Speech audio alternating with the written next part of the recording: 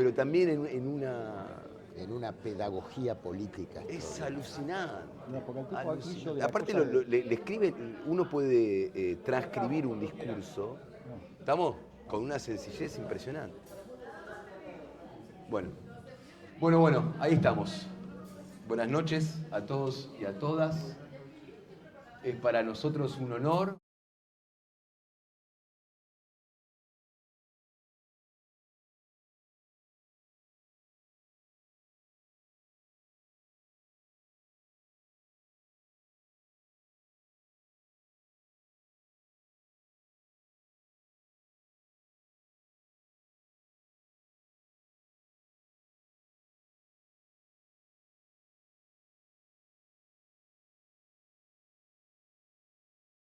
Justicialismo hoy.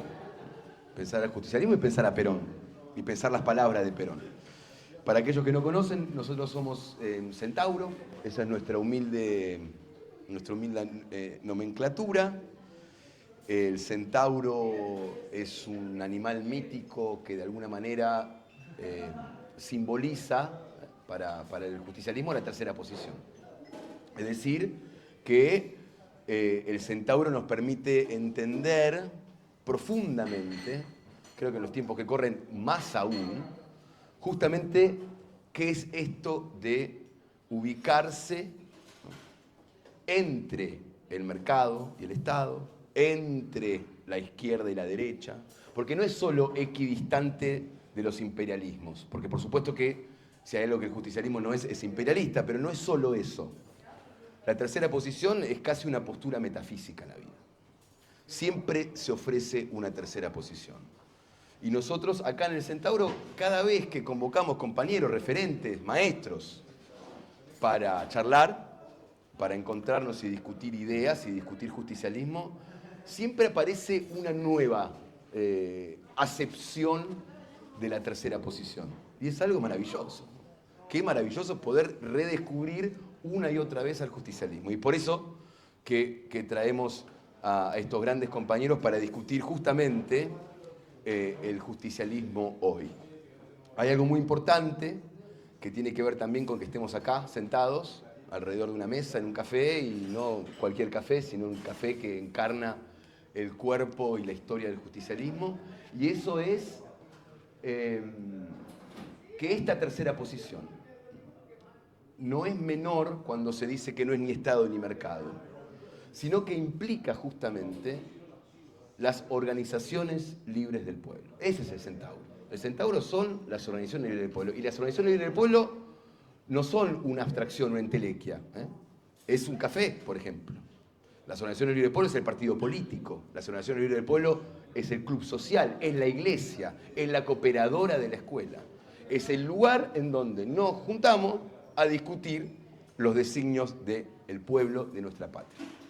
Y en los tiempos que corren, en los cuales parecería ser que el mercado vendría a resolver todos los problemas, o en tiempos anteriores en los cuales parecía que el Estado era el único que debía regular las acciones del pueblo, el justicialismo siempre propone al centauro, a las organizaciones libres del pueblo. Esta es una de ellas, una humilde agrupación, pero que tiene muchos grandes amigos. Eso es muy bueno.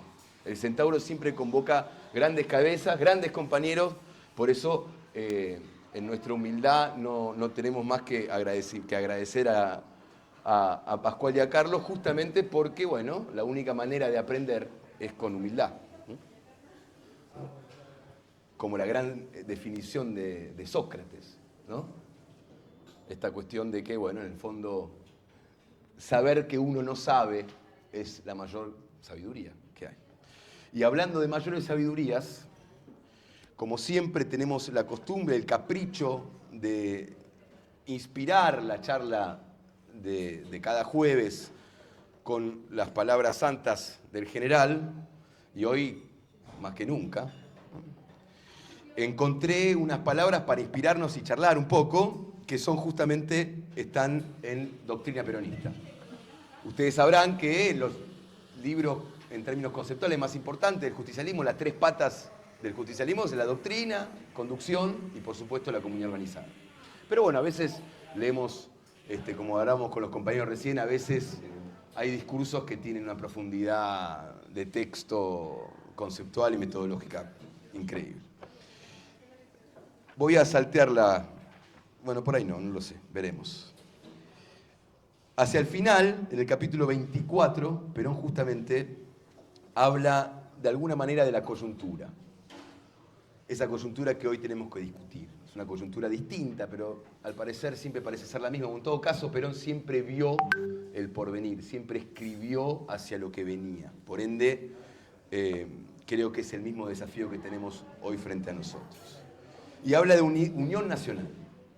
Y dice, aspiramos a suprimir y a cerrar para siempre ese fatídico ciclo de luchas estériles entre el capital y el trabajo, entre los partidos políticos, disputándose a balazos el comicio, entre comerciantes, por medios lícitos e ilícitos, con propaganda o sin ella, para crear otro ciclo de armonía en el cual los individuos no peleen entre ellos, como los canes a los que se les arroja una pitanza. Un ciclo en el que se repartan armoniosamente los bienes que Dios ha querido sembrar en esta tierra, para que todos seamos felices si somos capaces.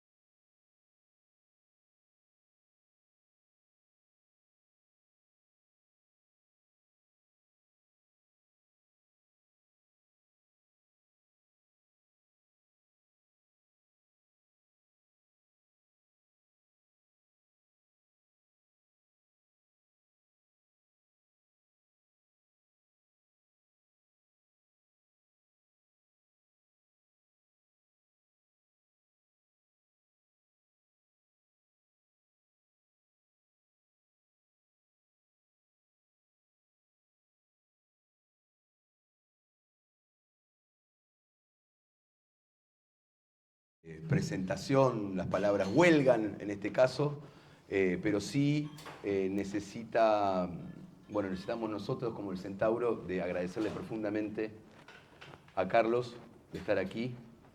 La palabra y los compañeros son suyos.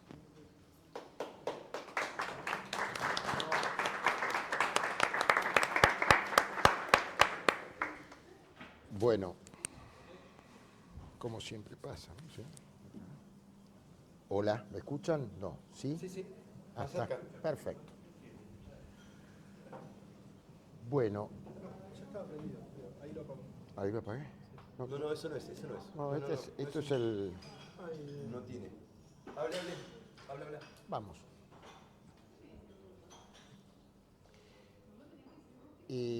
Bueno, antes que nada, buenas noches. Gracias por las palabras de bienvenida. Siento una fuerte responsabilidad y emoción, porque no son tiempos fáciles estos para pensar. No sé si alguna vez hay tiempos fáciles para pensar. Son tiempos para mí muy indigentes. Digo, voy sentando alguna postura porque quiero frente a ustedes tener la mayor honestidad intelectual posible. Pero bueno, reunirse con compañeros en estos tiempos no es una cosa menor. Iba a empezar por algo quizá más abstracto, más político, pero me convencieron las palabras que dijo el compañero acá, que tienen que ver más con lo concreto, pero espiritual, con lo concreto y trascendente. Y voy a empezar por una anécdota.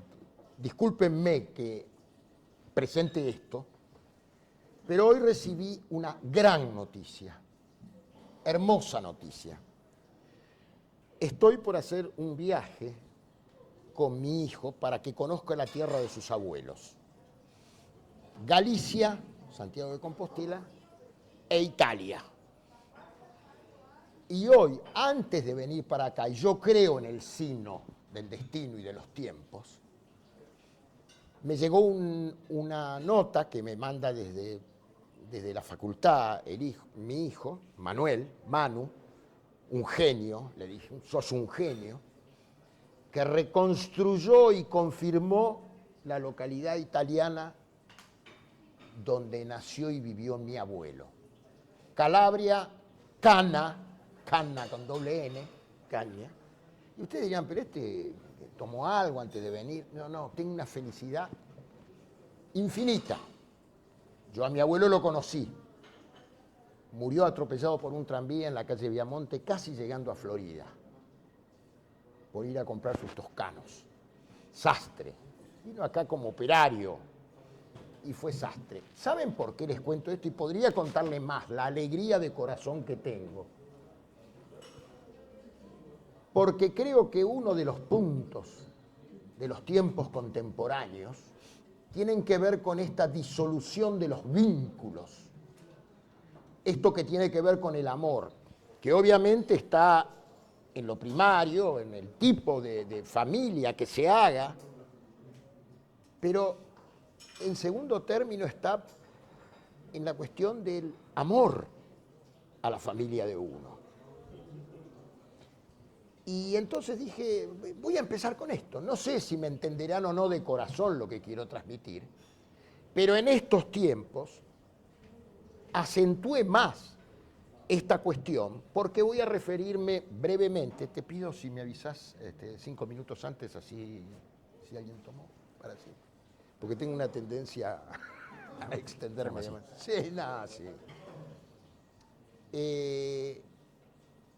Voy a concentrar, digamos, la propuesta de hoy, diría, en un concepto central para mí hoy, que tiene que ver con los valores, la trascendencia, lo que está de moda, las exageraciones, el insulto, porque me quiero referir a las nuevas tecnologías. Yo temo que la exacerbación de las nuevas tecnologías, hablaba con Pascual hace un rato, no soy ni tecnofóbico ni tecnofílico, pero no idealizo ciertas cuestiones donde obviamente hay intereses concretos. El señor Musk tiene intereses concretos y tiene una idea concreta de la vida, así como puedo nombrar al de Facebook, a todos los demás, que probablemente tienen mucha eficacia. Digo, yo pude descubrir a mi abuelo en Calabria, bueno, por las redes sociales, por parientes que se llaman capólogos. Digo, esa es la parte útil. Ahora, cuando alguien, sobre todo un funcionario público, o allegado a eso, o alguien que se dice político, prefiere la mala palabra, el insulto, la degradación permanente, creo que eso es muy dañino.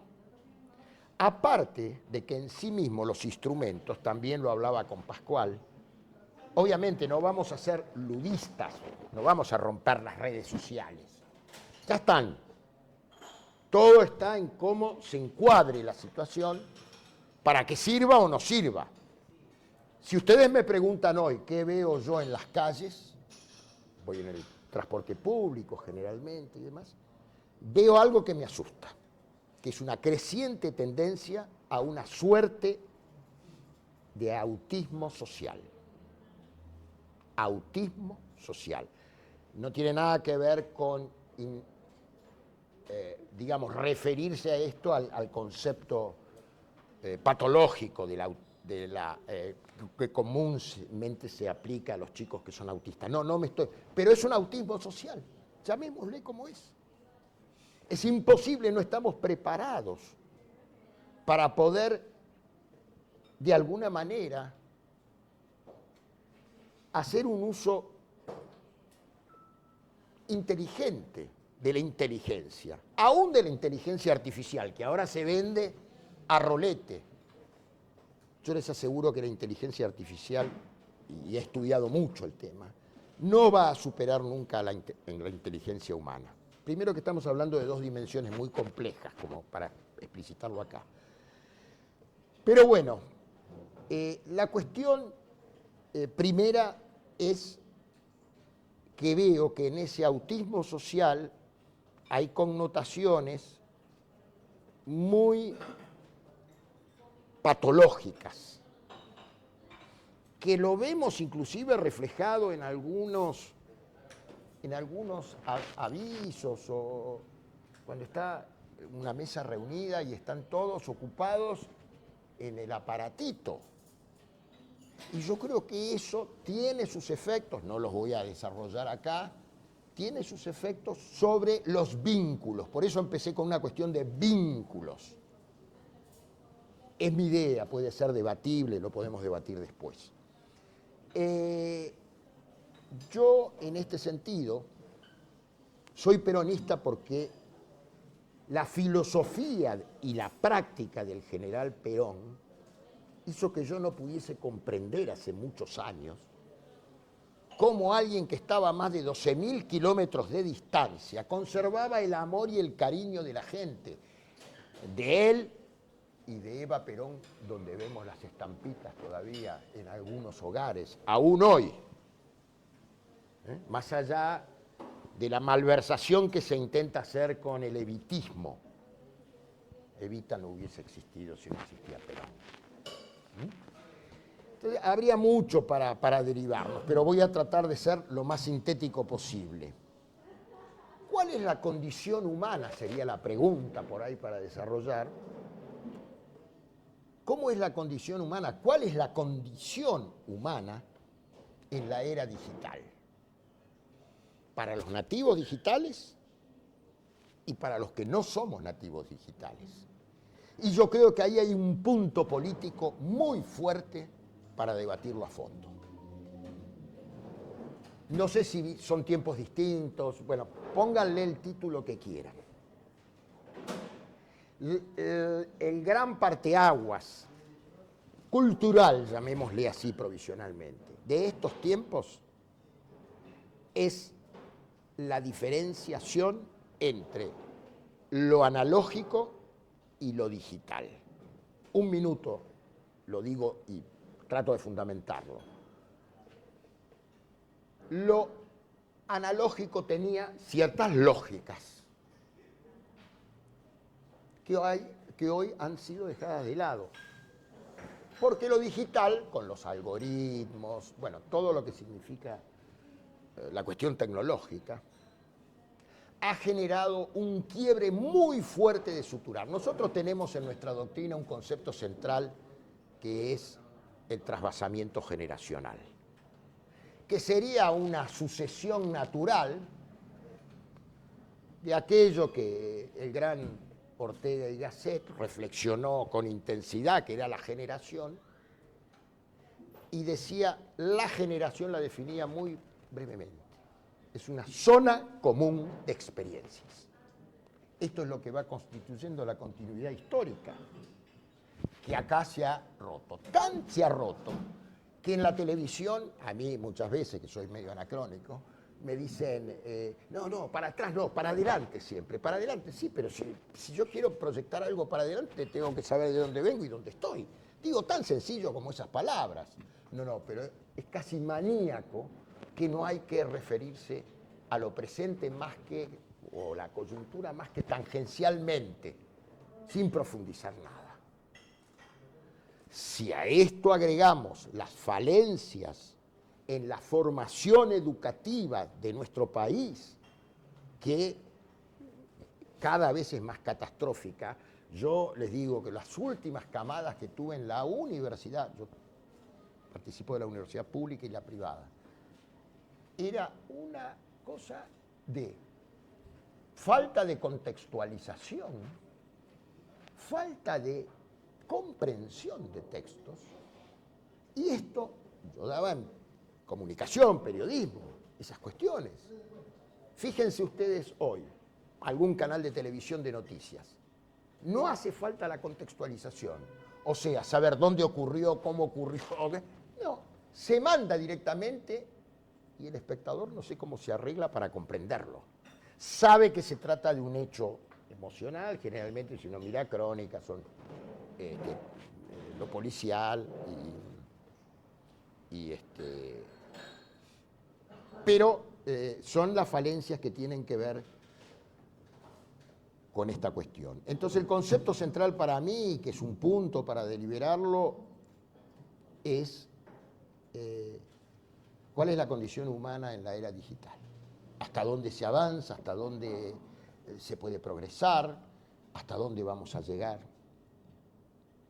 Lo segundo es que sigo siendo tan peronista como cuando me hice peronista, más todavía, porque creo que es la filosofía de vida que, decía el compañero hoy, citaba a Perón y decía, qué claridad, porque Perón tenía muchas cualidades, también ha tenido sus defectos, pero muchas cualidades, y que era un pedagogo político. Él entendía la política como una pedagogía, no como un toma y daca, que son dos concepciones distintas. Hoy ya el concepto de lo que en una institución pública es un presupuesto, no se llama más presupuesto, se llama la caja. Esto es vergonzoso. Y nadie dice nada. No, pero la caja del ANSES, Dios mío, es... Mamita querida, yo la política no la entendí así. No la entendí.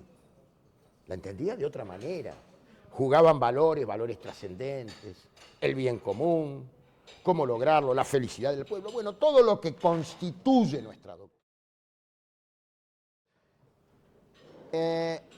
Y en ese sentido quiero reafirmar mi peronismo porque creo que hay, más allá de los cambios de los tiempos y de los ayornamientos que hay que tener, más allá de eso, hay cuestiones que podemos llamarlas trascendentes, existenciales, que se prolongan, valores, por un lado, y que más allá de la expresión según los momentos históricos que van variando, ya esto que estamos hablando de la digitalización implica un cambio de cultura o de sociedad.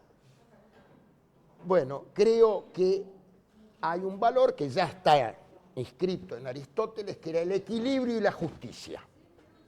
El equilibrio y la justicia. Que esto es difícil de encontrar, justamente acá el compañero marcaba las problemáticas, más Estado, nada de Estado, ¿qué hace? Anarquía. Yo sinceramente creo que tenemos que rediscutirlo esto. No tengo una visión hegeliana ni schmittiana del Estado, pero esta tontera que escuchamos del Estado criminal, el Estado de esto, pagar un impuesto es un acto criminal, los delirios que he escuchado, no los puedo soportar. A ver, los tengo que soportar, me los tengo que comer, pero quiero decir, no los puedo soportar porque son de una ignorancia absoluta, de una falta de sentido común, si ustedes quieren, que debería ser el más común de los sentidos, pero muchas veces no lo es. Entonces nos encierra en una dicotomía donde el socialismo son todo... ¡Qué simplificación todo! Y nosotros lo miramos y lo vemos por televisión y no escuchamos repreguntas, no escuchamos a nadie generar una debida polémica. La deliberación justamente significa eso, encontrarse en los puntos de vista. ¿Cómo va el tiempo? No, perfecto. ¿Estamos bien? Bueno, entonces el segundo punto tiene que ver con la perdurabilidad del peronismo, lo cual no quiere decir que sea estrictamente lo que entendemos por pejotismo. Mal. Yo creo que nuestra doctrina ya está inscripta en la idiosincrasia de gran parte de los argentinos. Perón decía, peronistas son todos, lo saben ustedes, lo han escuchado 1000 veces. Y tiene que ver con que yo creo que hay una incorporación a lo que podríamos llamar exageradamente un ADN peronista en la sociedad argentina. Por eso ni la peor de las dictaduras pudo volver al preperonismo. Ni lo van a poder los que intentan desde hace décadas, desde el año 1955, generar la disolución del peronismo o el peronismo sin Perón o todas las cosas que se han inventado. El peronismo, para mí, es una concepción de vida que está absolutamente vigente y que valora fuertemente lo que tenemos de dignidad los seres humanos, lo que debemos tener como dignidad los seres humanos. Obviamente,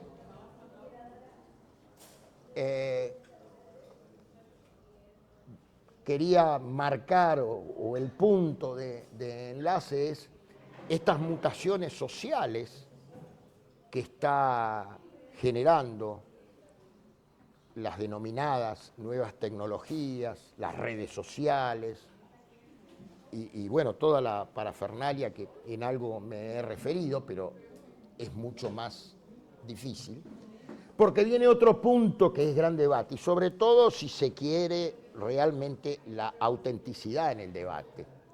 El otro punto, el que agrego, es la necesidad como valores trascendentes, para mí como peronista, los valores trascendentes de la búsqueda permanente, incesante, ¿sí?, del bien, la verdad y la estética.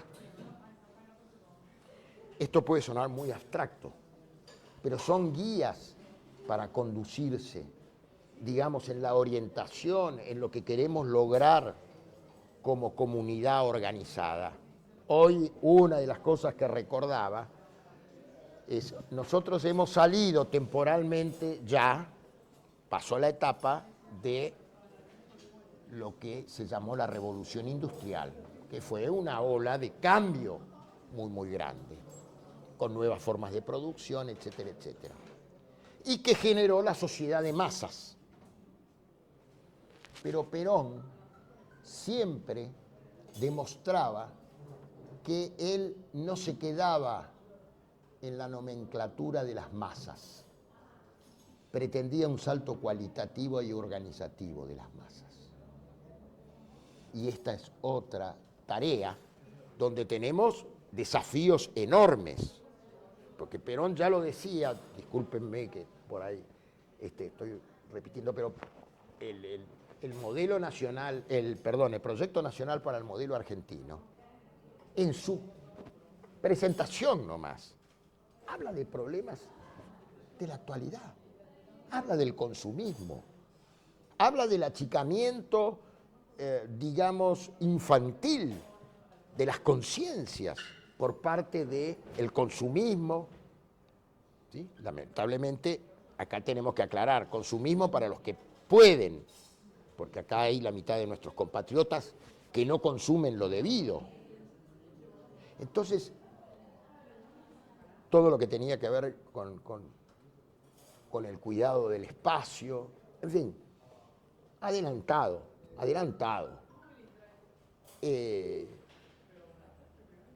Entonces, yo creo que el gran problema es que a veces uno piensa, bueno, estamos viendo tantas cosas locas que suceden, se dicen, se actúan. Digo, no quiero puntualizar ni abaratar esta reunión con ustedes, compañeros, pero yo nunca vi un gobierno que tuviese 52 renuncias en menos de 6 meses. Eso es un síntoma de improvisación, por más que me la vendan académicamente. Y yo creo que ahí hay una fijación en una interpretación economicista de la vida, macroeconómica, llevada adelante por muchos tipos cuestionables, que saben más de timba financiera que de construir una comunidad organizada. Bueno, ya debo estar, ¿no? Más o menos bien. Bueno, disculpen lo desordenado. No estuve buscando a ver cuál podía ser el núcleo, tratar de no, por eso empecé con este relato personal de lo que me ocurrió y que me llena de alegría. Yo lo quería mucho a mis abuelos, obviamente a mis padres, a mí. Así que simplemente les digo,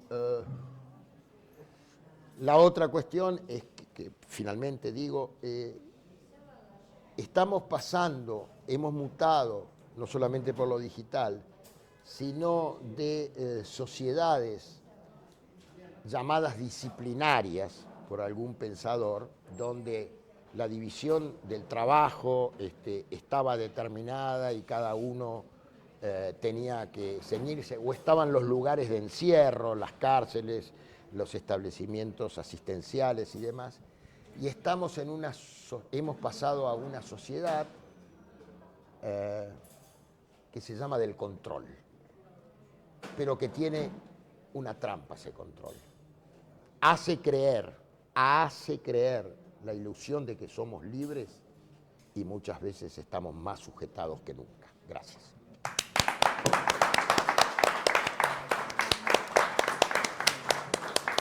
Muchísimas gracias, Carlos. Te has citado a Nietzsche, a Foucault, a Deleuze, impresionante. Luego de Carlos Campolongo, vamos a continuar este debate con también un gran militante, referente, un tremendo cuadro del justicialismo, Pascual Albanese, quien ha sido vicepresidente del Instituto de Planeamiento Estratégico y es fundador del Centro de Reflexión para la Acción Política del Segundo Centenario.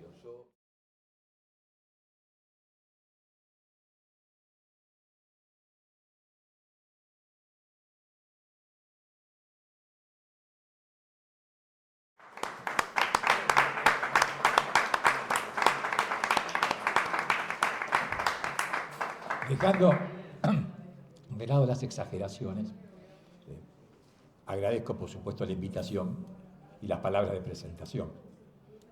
He descubierto también esta noche que entre las múltiples cosas que me unen con Carlitos Campolongo es la condición de nieto de Calabrés. No conocía a mi abuelo como lo conoció a él, pero realmente es una cosa más en una historia de más de 40 años de militancia común. Cuando los compañeros me invitaron para hablar esta tarde con ustedes, yo les sugerí como mi título, por así decirlo, ciertamente muy ambicioso y tal vez hasta ampuloso, Perón en la Argentina y el mundo de hoy. Obviamente es un tema que da para un seminario y no para una exposición relativamente breve, pero vamos a intentar abordarlo. Lo primero que se me ocurriría decir es que si Perón no hubiera sido el fundador del movimiento político más importante de la historia de América Latina, si no hubiera sido 3 veces presidente constitucional de la República, si no hubiera sido la personalidad política más relevante del siglo XX, es decir, si Perón no fuera conocido como todo lo que hoy evocamos con el nombre de Perón, seguramente sería reconocido como el mayor pensador político argentino del siglo XX. Así como Juan Bautista Alberdi fue conocido en su momento como el mayor pensador político del siglo XIX. Con una diferencia importante. Alberdi fue un intelectual, un brillante intelectual, pero su pensamiento requería ejecutores. El más importante fue seguramente Julio Argentino Roca. Perón fue su propio Alberdi y su propio Roca. Y sintetizó en su vida pensamiento y acción.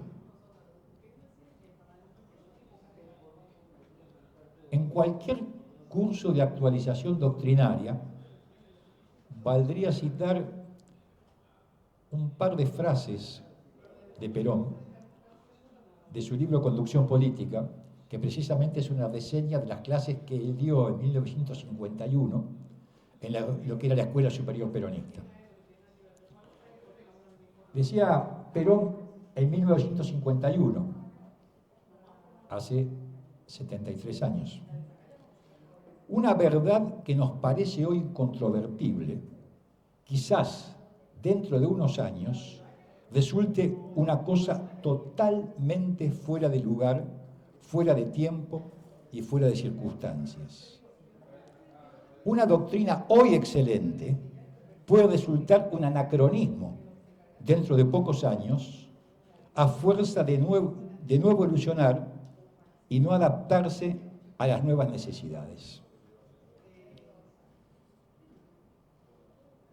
Dice Perón en esa misma exposición, la doctrina no es una regla fija para nadie, es en cambio una gran orientación con principios que se cumplen siempre de manera distinta. No pensamos que las doctrinas sean permanentes. Lo único permanente es la evolución. Creo que esta es una buena introducción para analizar el tema que nos convoca.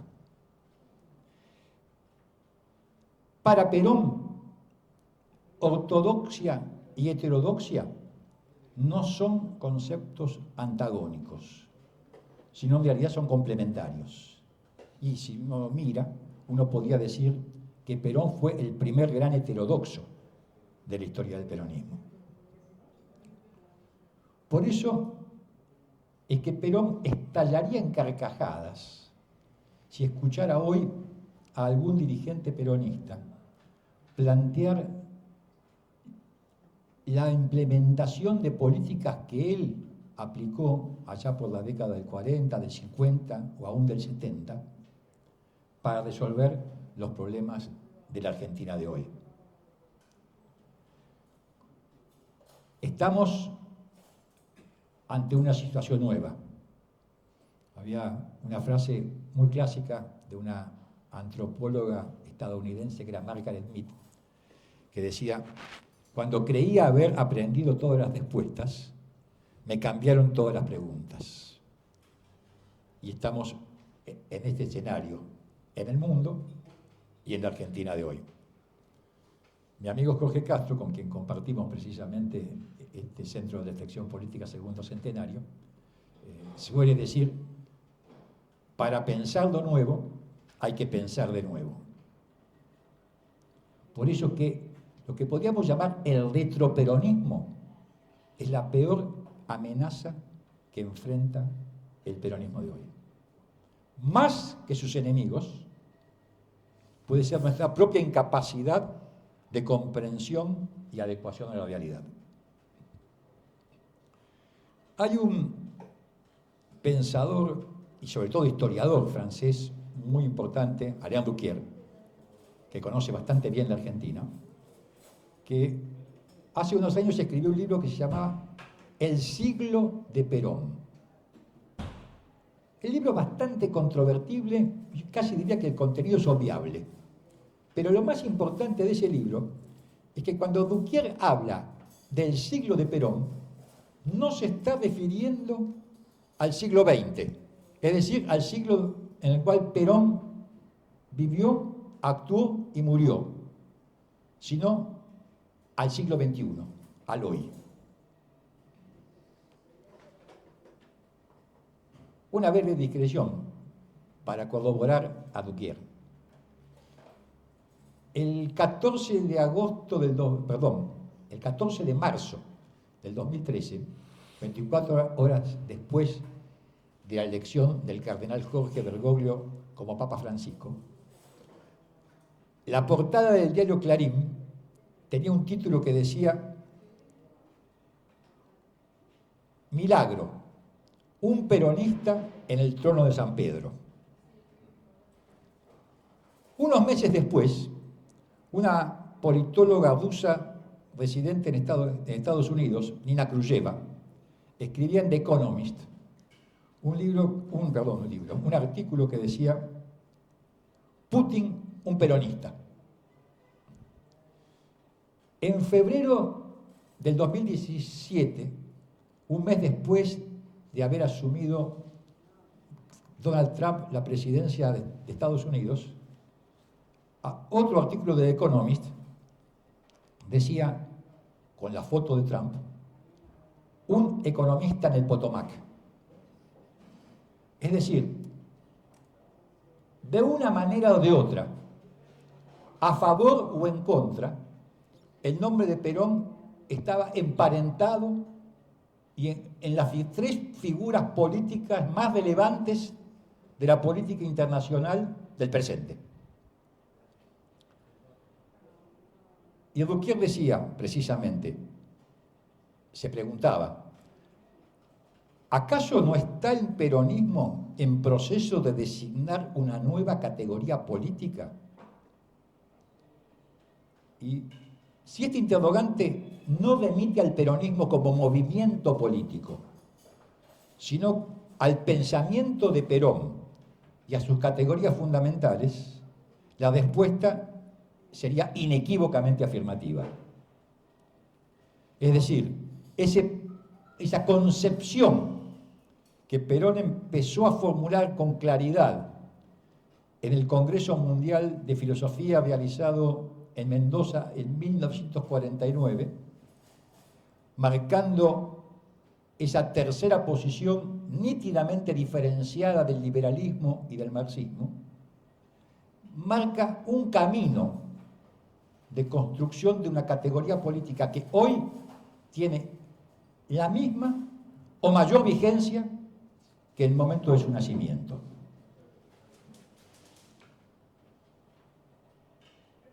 Ahora, cuando se trata de ver a qué nos referimos cuando hablamos de esta visión de Perón, sería importante referirse, en primer término,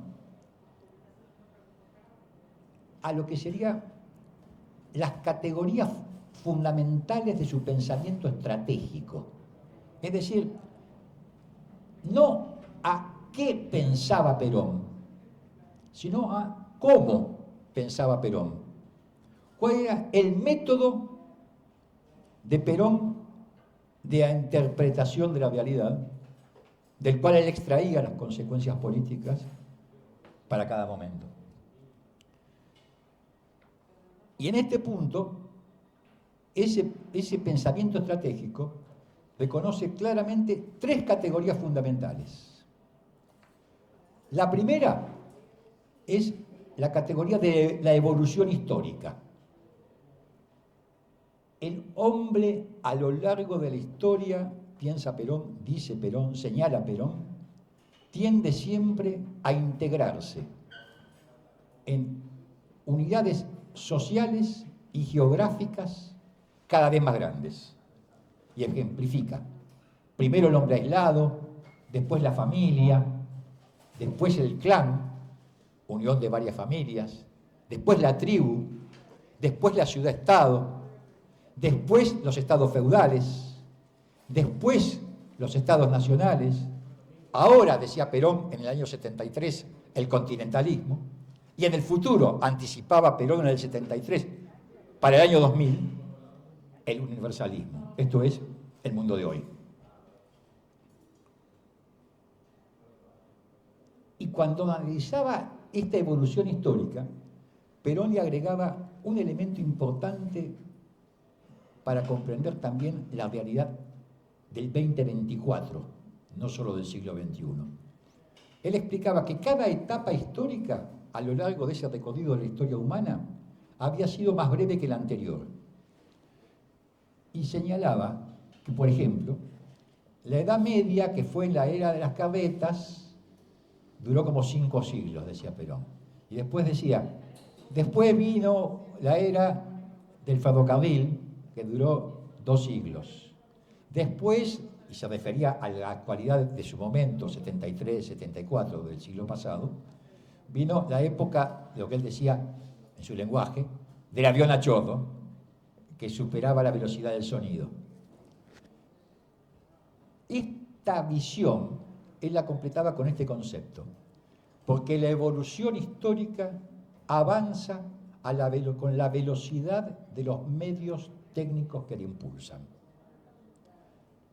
Internet, por poner de alguna manera un parteaguas, marca precisamente el grado de aceleración histórica que estamos viviendo y está ahí implícito en ese método de análisis de la realidad que tenía Perón desde la década del 40.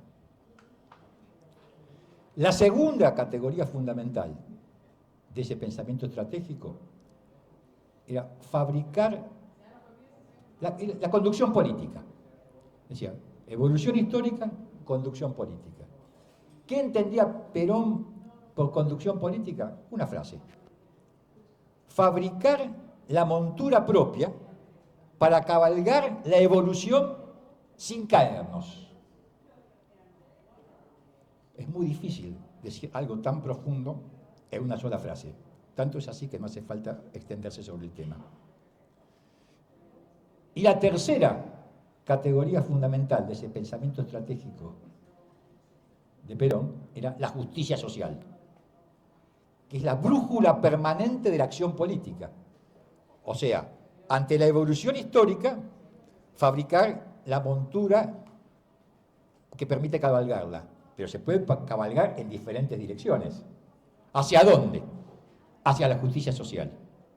Y es ahí donde el pensamiento de Perón se nutre e interactúa, hay que decirlo, muy profundamente desde un principio con la doctrina social de la Iglesia.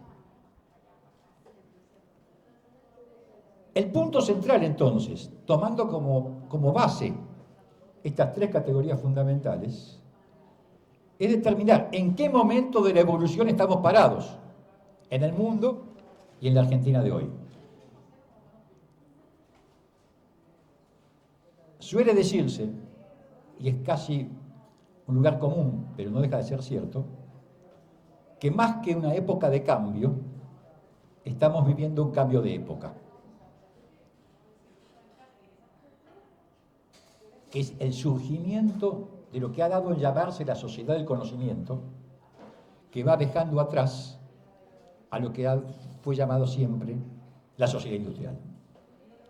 Y esta sociedad del conocimiento tiene hoy un punto de vanguardia, como suele suceder siempre con los cambios tecnológicos, que es Estados Unidos, como fue Gran Bretaña el punto de partida, allá por el siglo XVIII, de la primera revolución industrial. Ahora, es tal la radicalidad que supone el corte y la transición que estamos viviendo entre la sociedad industrial y la sociedad del conocimiento, que podríamos decir que hay una dicotomía fundamental que atraviesa al conjunto del sistema político, por lo menos de Occidente, y que es, por un lado, esta revolución tecnológica que cabría caracterizar de infernal, cuya expresión más reciente, y seguramente no la última, es lo que ha dado en llamarse la inteligencia artificial. Y por el otro, es la subsistencia de estructuras económicas, políticas, sociales y culturales que son previas a esa transformación. Entonces, el mundo atraviesa y padece y protagoniza al mismo tiempo esa dicotomía entre la velocidad del cambio tecnológico y la subsistencia de las estructuras previas a esa transformación. En este escenario hay también una modificación, casi podríamos decir, en la naturaleza de la cuestión social, que como señalábamos antes, es para Perón la justicia social la brújula permanente para la acción política. Porque el cambio tecnológico implica un cambio en el mundo del trabajo y básicamente, para decirlo en una sola frase, es el cambio del músculo al cerebro como el centro de la actividad del trabajo, de la acción del trabajo. Y ahí es importante mencionar a Juan Pablo II, que en la encíclica Centésimos Annus, en 1991, antes de que existiera Internet, en ese documento que él emite por cumplirse los 100 años de Rerum Novarum, o sea, de la primera gran encíclica social de la Iglesia Católica del Papa León XIII, y cumplirse, por lo tanto, después 60 años de la Quadragésimos Annus, otra gran encíclica social del Papa Pío XII, en la cual surge la idea de las entidades intermedias que Perón rebautiza con el nombre de Organizaciones Libres del Pueblo. En esta encíclica de 1991, el Papa polaco decía: si en otros tiempos el factor decisivo de la producción era la tierra, y luego lo fue el capital, entendido como conjunto de maquinarias y bienes instrumentales, hoy en día el factor decisivo es cada vez más el hombre mismo, es decir, su capacidad de conocimiento, que se pone de manifiesto mediante el saber científico, su capacidad de organización solidaria, así como de intuir y satisfacer las necesidades de los demás. De hecho, agrega el Papa Juan Pablo II, hoy muchos hombres, quizás la gran mayoría, no dispone de medios que le permiten entrar de manera efectiva y humanamente digna en la red de conocimientos básicos que los ayuden a expresar su creatividad y desarrollar sus actividades. Y concluye: ellos, aunque no explotados propiamente, son marginados ampliamente, y el desarrollo económico se realiza, por así decirlo, por encima de su alcance. Esta definición de la naturaleza de la cuestión social, formulada en 1991 por el Papa San Juan Pablo II, no merece, como decíamos antes de la montura propia para cabalgar la evolución, ninguna explicación adicional para entender qué sucede con la cuestión social en el año 2024. Esta frase, la conclusión de esta, lo asume claramente el Papa Francisco cuando habla de los descartables. Este planteo nuevo de la cuestión social implica que para enfrentar ese desafío y para avanzar en el camino de la justicia social, es necesario encarar no solamente la distribución del ingreso, como fue tradicionalmente encarada la cuestión social hasta entonces, hasta ahora, sino también, y habría que decir principalmente, la distribución del conocimiento, porque es precisamente el conocimiento el que permite hoy a los seres humanos acceder a mejores condiciones laborales, a mejores condiciones de vida y también a una mejor posición de poder. Por eso es que, en términos de la Argentina y el mundo de hoy, particularmente de la Argentina de hoy, la revolución de la educación y el trabajo es una prioridad estratégica de la Argentina. Y en esa revolución de la educación y del trabajo, que es prioridad estratégica de la Argentina, cumplen un rol fundamental las organizaciones sindicales, porque ellas son naturalmente las responsables de avanzar en la capacitación laboral y la formación profesional de la población adulta de la Argentina, que necesita ya mismo y siempre una tarea de actualización, porque la educación ha dejado de ser ya, como fue concebida tradicionalmente, algo así como una edad de la vida, para convertirse en una dimensión permanente de la existencia humana.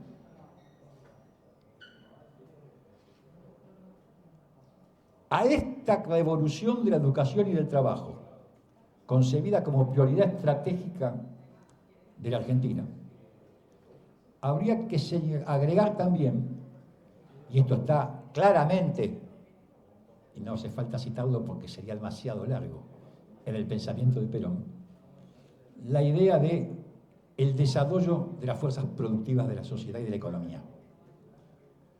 Perón sabía muy bien, y lo decía con esa claridad inmejorable, que para distribuir pedazos más grandes de torta es preciso agrandar la torta. No es la repartición de la pobreza, sino la repartición de la riqueza, la prioridad estratégica para Perón y para el peronismo. Y esto, en el caso de la Argentina, tiene algunas claves.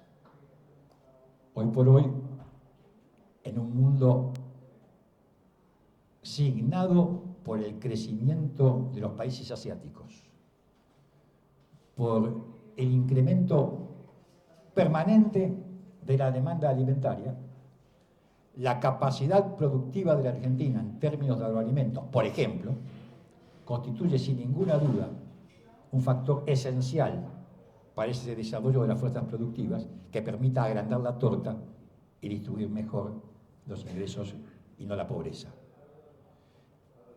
En el año 1944, hace 80 años, en el discurso en el cual él inauguró lo que se llamó el Consejo Nacional del Posguerra, que podríamos calificar como la Secretaría de Planeamiento Estratégico del gobierno de Perón. Perón decía: la técnica moderna presiente la futura escasez de materias primas perecederas y orienta sus miradas hacia las producciones de cultivo. En el subsuelo inagotable de las pampas de nuestra patria se encuentra escondida la riqueza del porvenir. Hace 80 años. Hace 50 años, en 1974, Perón decía: solamente las grandes zonas de reserva tienen todavía en sus manos la posibilidad de sacarle a la tierra la alimentación necesaria para este mundo superpoblado y la materia prima para este mundo superindustrializado. Nosotros constituimos una de esas grandes zonas de reserva. Ellos, se refiere a los países altamente desarrollados, son los ricos del pasado. Nosotros, si sabemos proceder, nosotros seremos los ricos del futuro. Este planteo lleva al desarrollo de una potencialidad que territorialmente no está en lo que hoy llamamos el AMBA, sino que está en el conjunto del territorio argentino y que se expresa en una incipiente nueva geografía económica que tiene como puntales los agroalimentos, la energía, el desarrollo minero, que tendrían que ser, desde una visión estratégica, también el punto de partida para un proceso que seguramente, y no puede ser de otra manera, va a ser largo, de desconcentración demográfica de la Argentina. La Argentina tiene el 30% de su población viviendo en un milésimo de su superficie. Con el tiempo, esto tiene que cambiar. Hasta ahora era casi imposible intentarlo. Ahora empieza a existir una posibilidad de construirlo a partir precisamente del desarrollo productivo de todas las regiones argentinas. Esto también lleva a otra cuestión importante, que hoy está muy mencionada, que es la cuestión del federalismo. Perón decía, cuando definía la comunidad organizada, que la comunidad organizada era la conjunción entre un gobierno centralizado, un Estado descentralizado y un pueblo libre. Un Estado descentralizado es la Argentina federal. Un pueblo libre son las organizaciones libres del pueblo. En este punto, vale la pena destacarlo, Perón está radicalmente lejos de lo que hoy suele llamarse el populismo, que es una categoría con la cual se suele descalificar al peronismo y al pensamiento de Perón. Para Perón había una clara distinción entre masa y pueblo. Y la diferencia para Perón entre masa y pueblo estaba en una palabra: organización. Hay un mensaje de Perón ante el Congreso del 1 de mayo de 1954, probablemente uno de los más importantes mensajes de Perón al Congreso Nacional, que decía: la única forma de conciliar el gobierno con la libertad del pueblo es gobernar con las organizaciones del pueblo. Y en ese mismo discurso decía: deseo, como si se tratara de un sueño largamente acariciado, que el tan mentado personalismo de Perón sea sustituido cuanto antes por el personalismo del pueblo argentino. Y no veo la hora de que ese personalismo, definitivo y eterno, sostenga con sus propias manos la bandera de nuestra nacionalidad. Llevado al 2024, al mundo y la Argentina de hoy, esto se llama democracia participativa, en un mundo signado precisamente por la crisis de representación política que afecta por lo menos al conjunto de Occidente. Implica el planteo de la comunidad organizada no solamente como modelo social, sino como sistema de poder, que tiene que ver también con el protagonismo de lo que hoy se llama la sociedad civil y de sus propias organizaciones. En este cuadro general habría que agregar un punto más, de los más relevantes, en relación a esta actualización que tenga que ver con la adaptación del método de pensamiento estratégico de Perón a la Argentina y al mundo de hoy, que tiene que ver con la cuestión de la política exterior. Hoy tenemos un mundo bicéfalo, con una superpotencia dominante, Estados Unidos, y una superpotencia ascendente, que es China. En este escenario, Perón ya recomendaba, hace más de 70 años, que el punto central de la política exterior argentina pasaba por el acuerdo con Brasil. Cuando él hablaba del ABC, de la convergencia Argentina, Brasil, Chile, porque entendía visionariamente lo que hoy debería considerarse una obviedad, y es que solamente esa unidad regional como base y punto de partida de la integración latinoamericana puede convertir a la Argentina y en América Latina en una protagonista de la política mundial.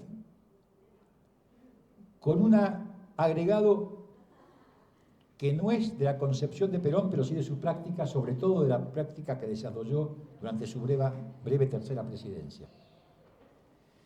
Cuando se habla de tercerismo en términos internacionales, no de tercera posición en el sentido ideológico, sino de tercerismo en términos internacionales, allá por la década del 60, cuando se crea el movimiento de países no alineados, uno podía diferenciar, de hecho se hacía, entre lo que se llamaba un tercerismo confrontativo, que se ponía básicamente en la figura de Mao Zedong, que era enfrentar y estar simultáneamente lejos de las dos superpotencias, y un tercerismo, si se quiere llamar, cooperativo o convergente, cuyas expresiones estaban dadas por Tito, el mariscal Tito en Yugoslavia, o por Nehru, el primer ministro de la India. Mao, Nehru y Tito fueron precisamente las figuras centrales del nacimiento del movimiento de países no alineados. Perón, sobre todo en su tercera presidencia, optó claramente por lo que podemos llamar un tercerismo cooperativo y no confrontativo, que implica estar no muy lejos, sino muy cerca, pero igualmente cerca de las superpotencias en disputa. Y ese mensaje también es importante para la política exterior en la situación de hoy de la Argentina. El tercerismo asociativo. Con estas bases es posible intentar, siguiendo el método de Perón, reinventar el peronismo. Es cierto que el peronismo siempre estuvo, desde el punto de vista de sus enemigos, al borde de la desaparición. A mí me gusta siempre mencionar la portada del diario Crítica, un diario muy importante de la Argentina en 1945, que el 13 de octubre del 45, 4 días antes del 17 de octubre, titulaba "El coronel Perón ha dejado de ser un problema para la Argentina". 4 días después fue el 17 de octubre y nació el peronismo. Entonces, la desaparición del peronismo está vaticinada desde antes de su nacimiento. Esto no quiere decir que el peronismo esté condenado a la eternidad. De hecho, y aunque sea, casi diría, pecaminoso decirlo, voy a citar algo que cuenta Benito Jambí, el último ministro del Interior que tuvo Perón, de una conversación que tuvieron en la residencia presidencial de Olivos, precisamente en 1974, pocos meses antes de su muerte. Cuenta Jambí, único testigo, y lo cuenta en sus memorias, que Perón le dice: el peronismo jamás tiene que perder su carácter revolucionario. Un día yo no estaré, pero si nuestros sucesores políticos corrompieran al partido y al movimiento para llevar adelante sus intereses mezquinos contra el pueblo, pues sería lógico que el pueblo se rebele contra todos ellos, incluso contra nuestros símbolos, porque si nuestros símbolos pierden su carácter popular y revolucionario y pasan a representar algo arcaico o atrasado, vendrá otro movimiento de masas que, enarbolando o no nuestras banderas, acabará con el justicialismo y creará algo nuevo. De suceder esto, decía Perón, según Jambí, solo le pido a Dios que lo que venga sea en beneficio del pueblo. Esta advertencia de Perón, contrapartida, si se quiere, de esa portada del diario Crítica del 13 de octubre del 45, es lo que nos convoca hoy. Es la necesidad de recrear el peronismo en términos del pensamiento estratégico que nos legó Perón y la necesidad de adecuarlo precisamente a las realidades concretas de la Argentina y del mundo de hoy, que fue el tema de nuestra conversación. Muchas gracias.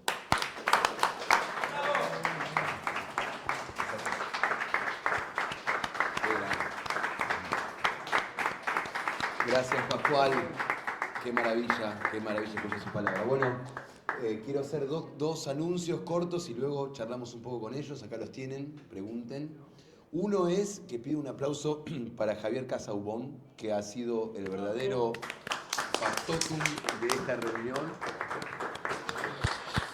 Y otro, agradecer, ya lo vi, al maestro Sergio Mateos, que está por ahí, que nos va a dar el cierre musical de hoy. Así que quería decir que ellos están con nosotros y gracias a los dos. La palabra es de ustedes.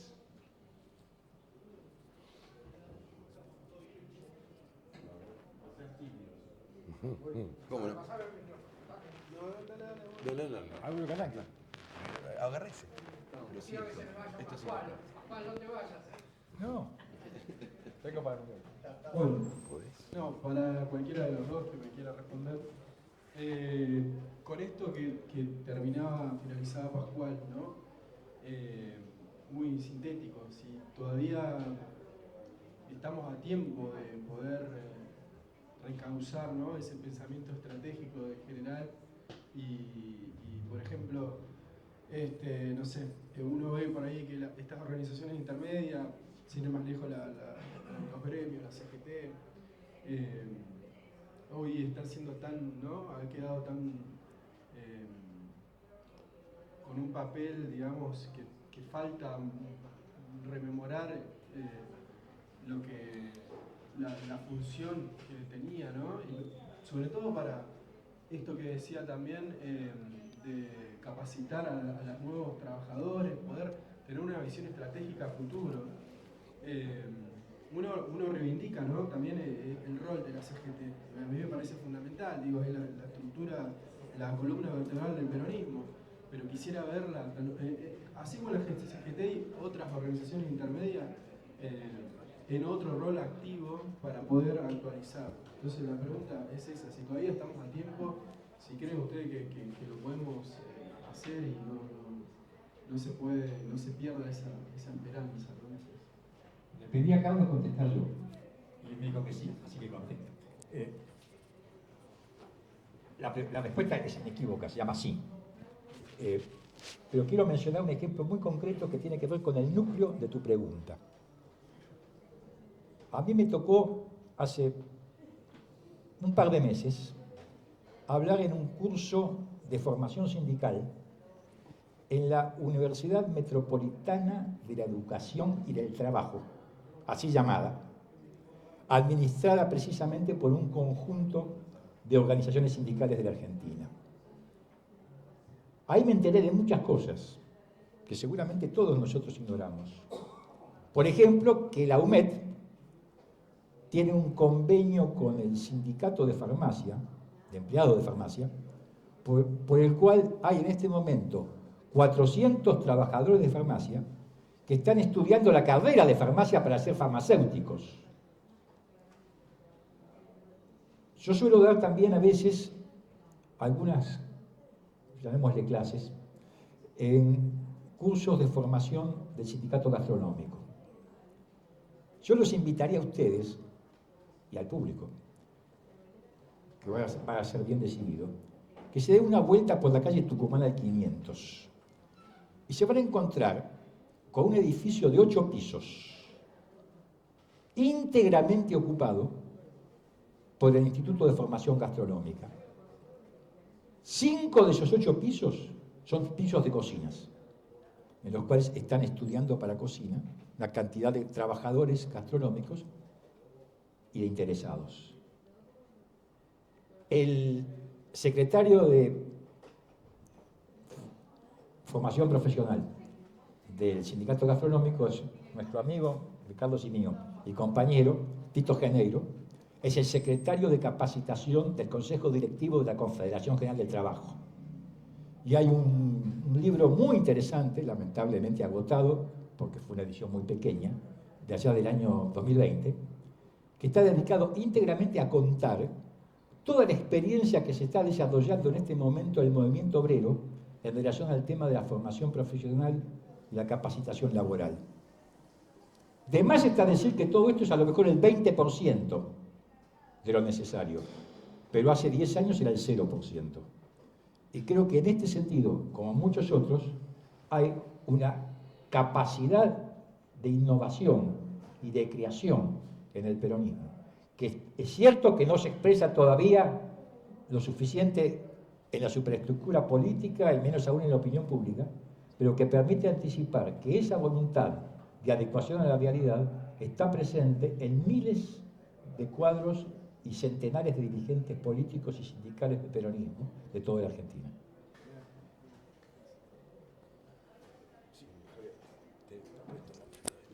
Sí, este es el que importa.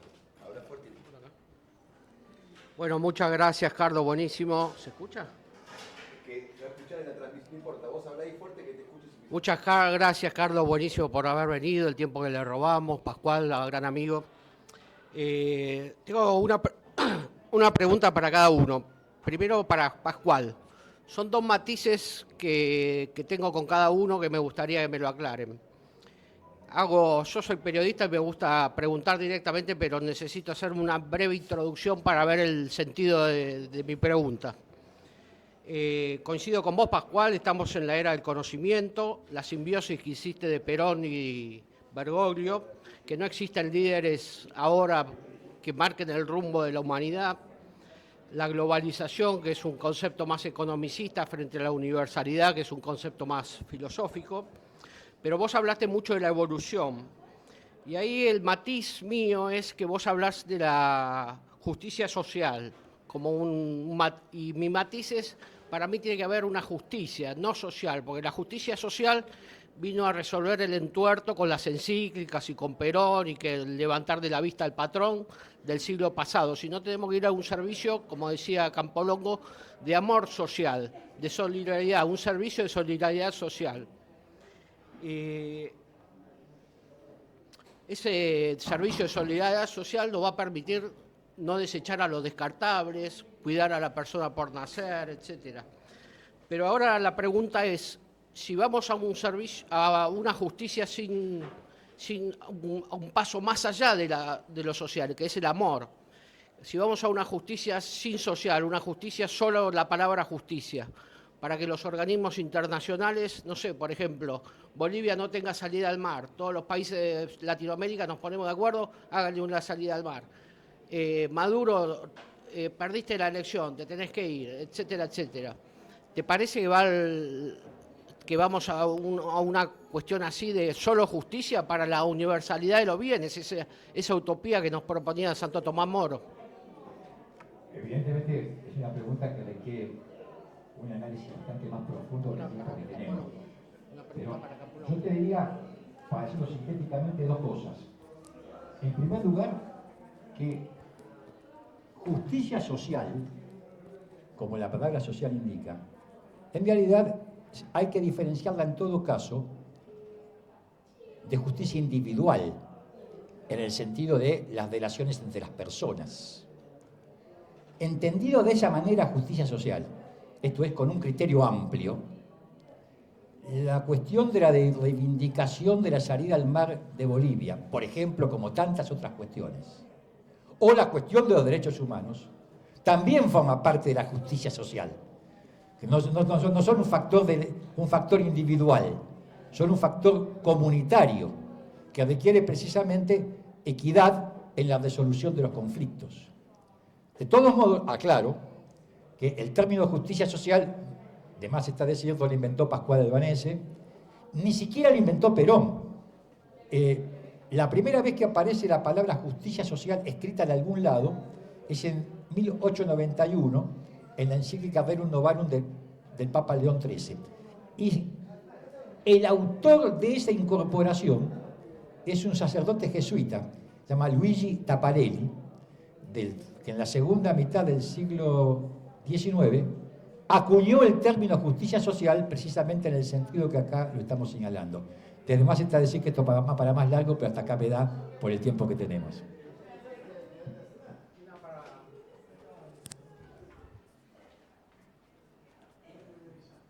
Gracias, buenísimo, Pascual.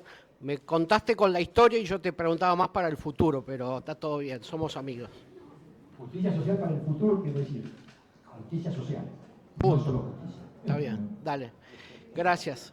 Y Carlos, un matiz también, vos hablaste bastante de lo economicista que son Milei y su gente actualmente, pero lo que falta en Argentina es el capital.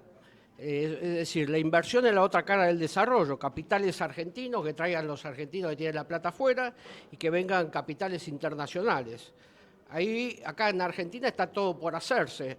Así podemos hacer un segundo movimiento demográfico, un federalismo, que haya pequeño David en todo el interior del país, de poblaciones, pueblos y ciudades de 50 a 200.000 habitantes, y ese movimiento demográfico va a ser una resolución estratégica de evitar todos los conurbanos, Mar del Plata, conurbano Buenos Aires, la Gran Mendoza, la Gran la Gran Rosario, etcétera. ¿Cómo ves esa descompresión de la población y cómo ves que vengan capitales a invertir para el desarrollo? Mira, por un lado la veo como absolutamente necesaria. Digo, más temprano, más tarde, va a tener que darse.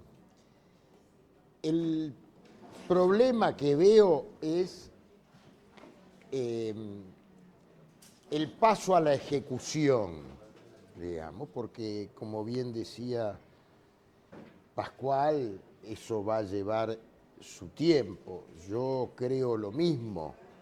Es necesario, pero va a llevar su tiempo.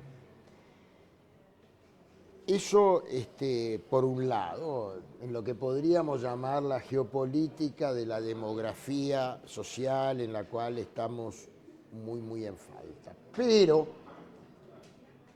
alguna vez en la Argentina, bien criticado o no, existía, todavía existe, pero no cumple esas funciones, el Consejo Federal de Inversiones.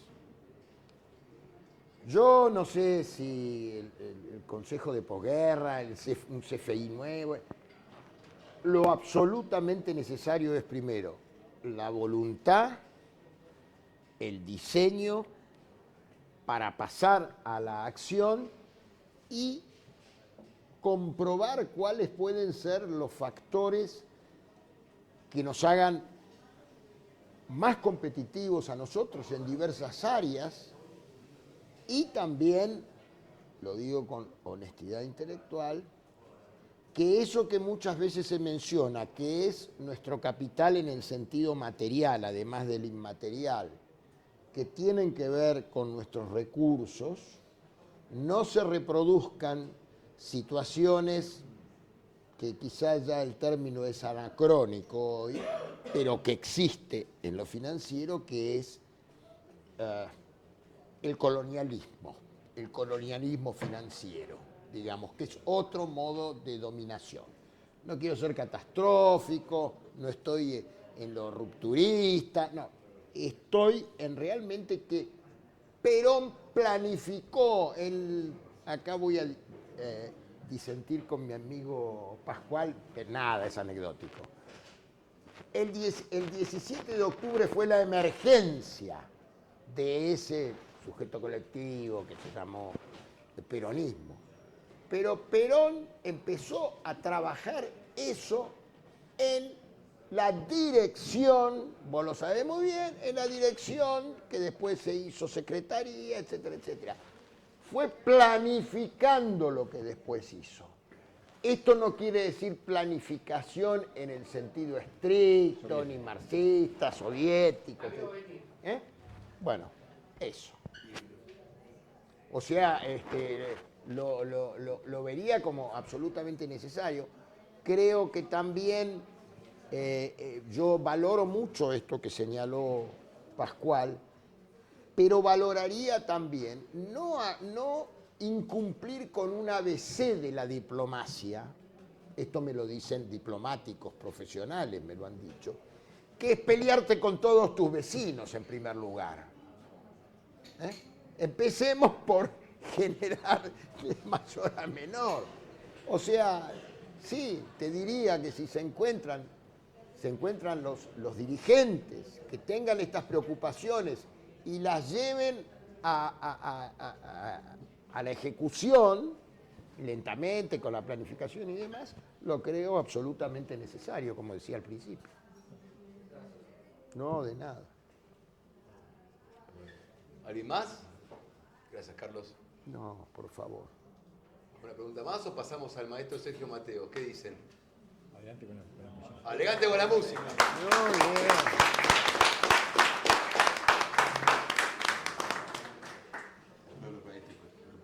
Uno más, los dos. Tres. Perdón, maestros. Bueno, como dice... ¿Esto qué es? No, quédate. No, porque yo ahí nomás en la esquinita tengo como para ver y... ¿Podés pasar? Y hacer... Bueno, no sé cómo está el tema de la amplificación acá. Inboch. La afinación está Mírame, no me toques.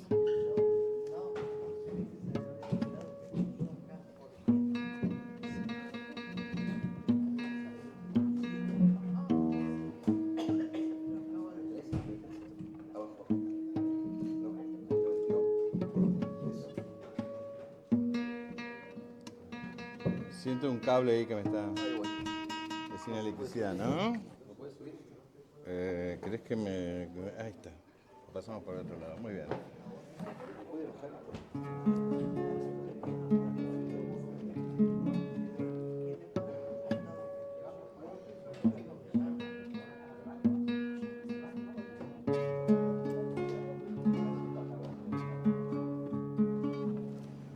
Bueno. Yo escuché atentamente a los compañeros acá de la Juventud Peronista, de aquella época, y siempre me emociono yo en los actos peronistas, sean pequeños, sean grandes, siempre la gente reunida, es un fenómeno, ¿no? Yo recuerdo la primera vez que estuve en una unidad básica y toqué la marcha peronista, fue a los 12 años, no me pongas tan, no me lo voy a comer, así no veo nada. Me cortás la visual, espérate. Manejalo vos. Bueno, y escuchaba hablar tan interesantes temas como la inteligencia artificial. Yo les anticipo, compañeros, que vamos a fundar la rama de la inteligencia artificial peronista, porque la inteligencia artificial es trabajadora y está al servicio del capital, así que para que tenga una perfecta conjunción entre trabajo y justicia social, vamos a convencer a todas las inteligencias artificiales del mundo, empezando como en los actos se empieza con el himno nacional, con nuestra marchita peronista.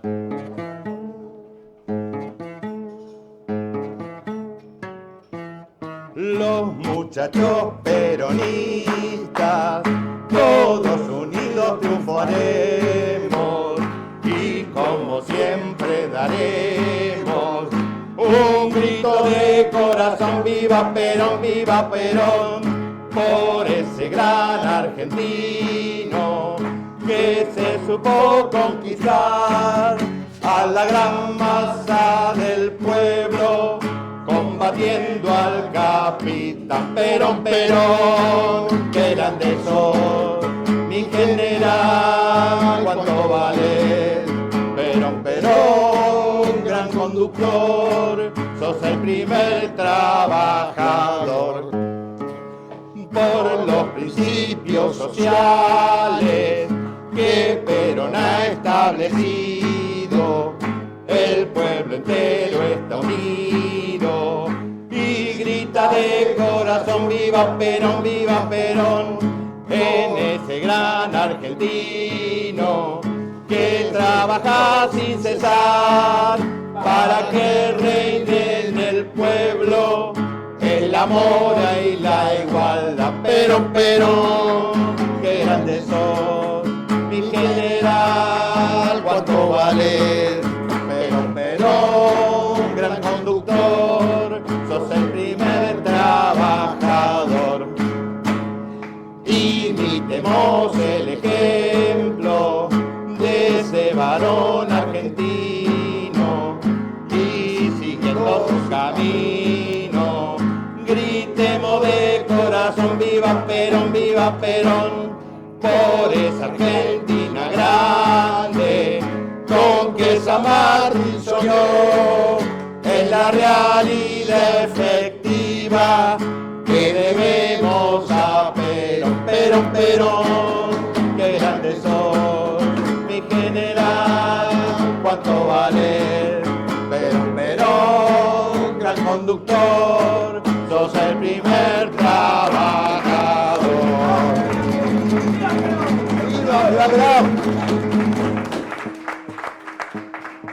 Vamos a tratar de afinar un poquito la guitarra. Lo que no puedo es afinar bien la guitarra, pero bueno, ustedes sabrán disculpar. Para mí es un gran honor y es un gran pudor también. Y si no tuviera las letras acá, no me acordaría de nada. Vamos a ir con algo de folclore. Bien. Qué lindo que yo me acuerde de don Juan Riera cantando, que así le gustaba al hombre, los nombren de vez en cuando. Que así le gustaba al hombre, los nombren de vez en cuando. Panadero, don Juan Riera, con el lucero amasaba y daba esa flor del trigo como quien entrega el alma. Y daba esa flor del trigo como quien entrega el alma. ¿Cómo le iban a robar? Ni queriendo a don Juan Riera, si a los pobres les dejaba de noche la puerta abierta. Si a los pobres les dejaba de noche la puerta abierta. A veces hacía jugando un par de palomas blancas, de harina su corazón al cielo se le volaban. De harina su corazón al cielo se le volaban. Por su amistad en el vino, sin voz querendón cantaba, y a su canción como al pan la iban salando sus lágrimas. Y a su canción como al pan la iban salando sus lágrimas. ¿Cómo le iban a robar? Ni queriendo a don Juan Riera, si a los pobres les dejaba la noche la puerta abierta. Si a los pobres les dejaba de noche la puerta abierta. Don Juan Riera, don Juan Riera, don Juan Riera, don Juan Riera.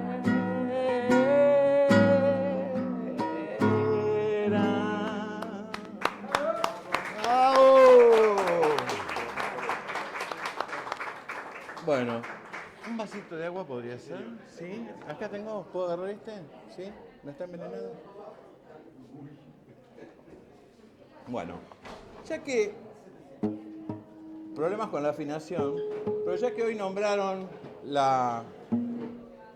el componente italiano que tiene el peronismo, porque lo tiene un componente italiano, tiene un componente español, otro criollo, otro indio, otro negro, bueno, en fin. Así, policlasista, como nació, tratando de armonizar lo que hay que armonizar y haciendo el análisis donde hay que hacerlo. Voy a cantar algo en italiano, que es un idioma que amo mucho. Y un género que me gusta mucho, pero que bueno, yo no soy cantante profesional, que es la ópera. Sé cantarlo con charango esto porque queda muy parecido al sonido de la mandolina. De I Pagliacci de Ruggero León Cavallo, Vesti la giuva. Vesti la giuva, la faccia infarina, la gente paga per ridere vuole qua. Besi arlechin tempo la colombina ridi pagliaccio e ognuno applaudirà. Tramuta in lazzi lo spasmo e il pianto, in una smorfia il singhiozzo e il dolore. Ridi, pagliaccio, il tuo amor infranto, ridi del duol che ti avvelena il cuore.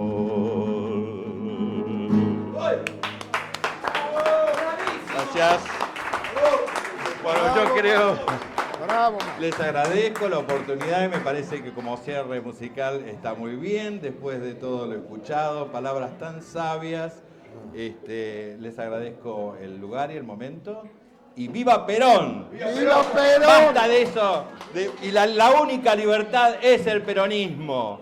Entiéndanlo de una vez por todas. Gracias, maestro. Bueno. Quería decir una última cosa. El jueves que viene va a estar el compañero Julio Devido aquí con nosotros. Todos Obediencia. invitados. Misma hora, mismo canal. Muchas gracias a todos por venir. Gracias, Carlos. No. Gracias, Pastor. Allá. Muchas gracias a todos los que están allá en otro lado. Muchas gracias. Allá, papito. Muchas gracias. Vénganse acá, Austria 2601.